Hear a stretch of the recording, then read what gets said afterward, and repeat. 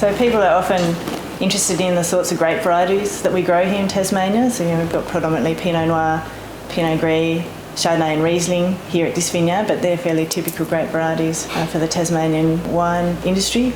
And they're also interested in how our grapes grow and how our wine develops differently here in Tasmania to interstate. I think we're really fortunate in Tassie to be, not only do we grow what we think the best wine in the world, we also produce what we think is the best food in the world. And a lot of them go really well together. The other really iconic Tasmanian one is sparkling. Tassie produces sparkling wine that's equal to anything in the world. And we have fresh seafood, say particularly oysters, which are as good as any in the world. And those two, wine and food, match, it's heaven in a shell and a glass. Yeah, we often encourage our guests to pour a little bit of sparkling into that oyster shell, and it's an amazing experience. One of the best things about it is the wine industry is knowing that when you go out to the vineyard and do a task, it's actually making a difference to the product at the other end. So we found the Tasmanian wine and tourism industries both be really welcoming and friendly. The weather here is riskier, more challenging than anywhere else in the country.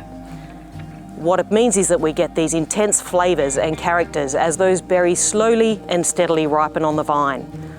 And when you taste or you smell a glass of Tasmanian wine, you get these intense characteristics and this mouth-watering structure. It's all about quality.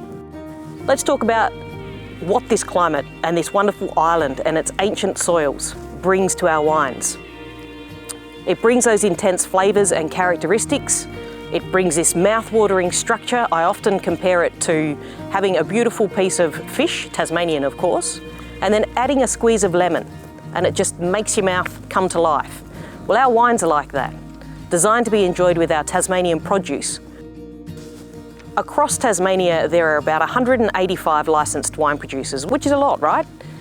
But over 100 of them only sell and offer their wines here in Tasmania. So we Tasmanians, who love our wine, are extraordinarily privileged because we've got the chance to try the full depth and diversity of Tasmanian wines right here at home. Tasmania produces less than 1% of the country's total wine. Being a truly cool climate here in Tasmania, we produce styles and varieties of wine that you won't see anywhere else. Well, you might see the varieties, but not in the style that Tasmania grows and crafts them. No one else comes close around the country to producing sparkling wine like we can grow and craft here. Pinot Noir is close behind, and Pinot Noir is one of those wine grapes that is known as being very, very hard to grow and to craft.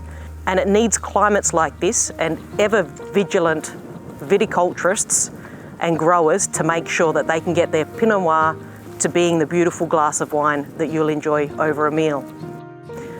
Most of our Chardonnay goes into sparkling wine, but our Chardonnay's exceptional. Riesling, delicious, and very different to the Riesling you'll get from interstate wine regions.